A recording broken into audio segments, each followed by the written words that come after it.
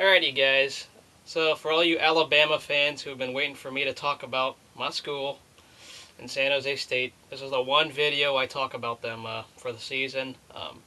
And I know some of you on campus who've recognized me and seen me before wanted me to talk about them, so here you go. Here's the one time I'll talk about San Jose State. First of all, recapping last season, it was a 2-10 year and a frustrating one, especially on the run defense. I don't want to go into detail or be too crude or rude on the players, but it was definitely just rough stopping the run. That was something that did not go very well. The front seven was supposed to be solid, and at that time it was not. Didn't come through when it mattered. Also, the offensive line and running game production was not great last year.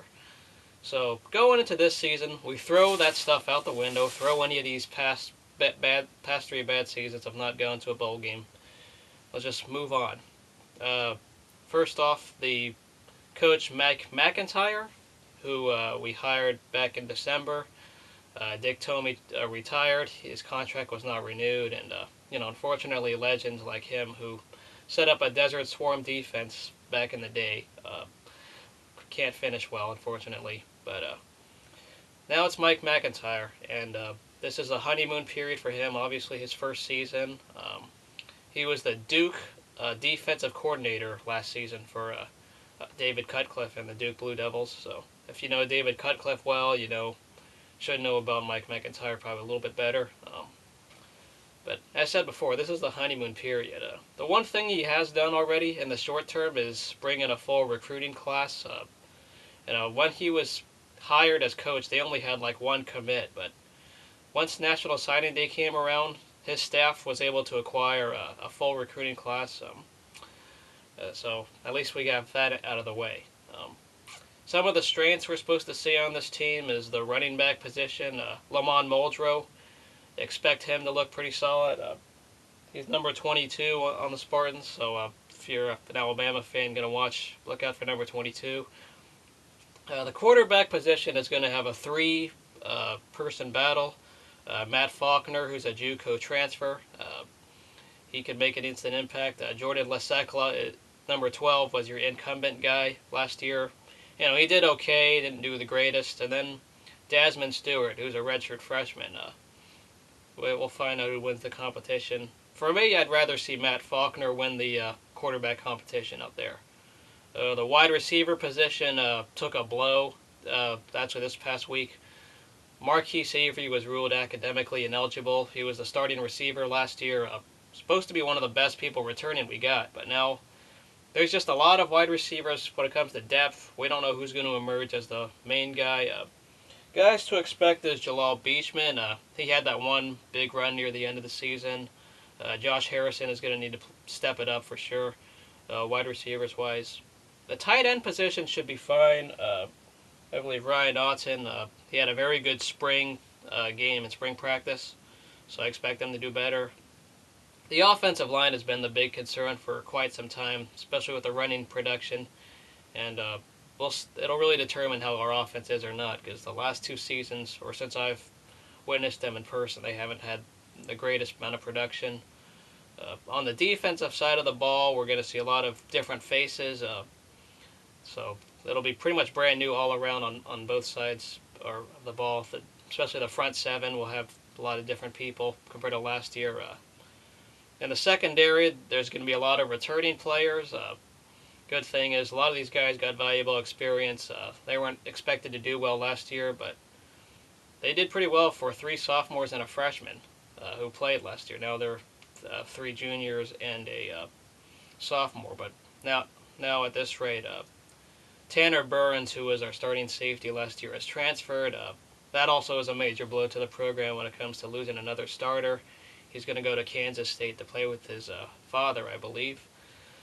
So the secondary, look for the guy named Duke Ihenacho. That's probably the best player we have on the team this entire year.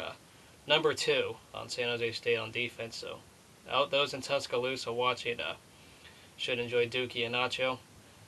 The secondary, I said, should be all right. They did very good for having low expectations last year, and that'll be probably the biggest strength within San Jose State. Special teams is going to be a major problem, or has been a major problem for the past few years.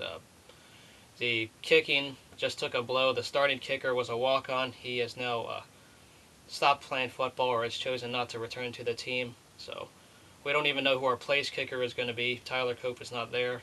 The punter should be okay, a little bit iffy. Kick coverage shouldn't be too bad, but the return game, I don't even know. It's just a big question mark in the return game. I don't even know what to expect out there as well. So San Jose State's expectations aren't going to be the greatest in this honeymoon period. Love to see the players prove me wrong and prove the nation wrong. Looking on to the schedule, San Jose State pretty much sold their soul or sold the season for money. They got rid of two opponents, Arizona State and Stanford. Typically, you play Stanford every year. That's the Bill Walsh legacy game with Walsh's alma mater versus the college that he coached. Bill Walsh went to San Jose State, for those of you who don't know. So they took those two games out and put Alabama on the first week. We're getting paid $1 million for that. Week 2, they go out to Madison, Wisconsin and play the Badgers. So that's going to be another brutal game out there. They also scheduled 2 FCS opponents. For some reason, San Jose State is playing 13 games instead of 12. So the 2 home games to start off will be against FCS opponents. Then they got to go on the road at Utah, which last year at home in San Jose, they put up a good fight. Only lost by 10 points, and the game was tied throughout most of that fourth quarter when Utah came here. And then the home stretch comes with the WAC, the WAC conference. It starts right on the road at Nevada, a school that's had San Jose's number for, historically speaking, and then Boise State, who is expected to compete for the national title. That's going to be another brutal one. If San Jose State could pull off a significant upset or beat Fresno State, mainly, they would be a successful season, in my opinion. Of course, having competitiveness in every game would help as well. There are some winnable games at home, and I believe we can improve from a 2-10 record last year.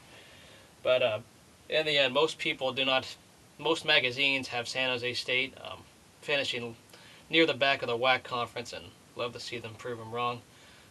So that's pretty much the take on what to expect for the Spartans this coming fall. Not a whole lot to expect, but I love to see everyone prove me wrong, especially those of you who've watched me on campus and have seen me. So we'll see what the Spartans do, pull off some competitiveness, and we'll find out what happens. I'll probably won't, I'm not going to talk about San Jose week in, week out. When I attend some home games, maybe I'll film some tape of what I see of the game. Usually I'm in the front row of the Spartan squad section, so if you've seen me before, say hi or whatnot. But other than that, I'll be at pretty much at every home game. Should be there for the most part.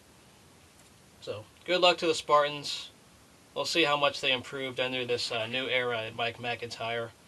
I love to see competitiveness with all the other big-time programs out there. So just keep track for the recruiting magazine that Marquise Avery, Tyler Cope, and Tanner Burns are not on the roster. So that's about it. We'll see y'all later.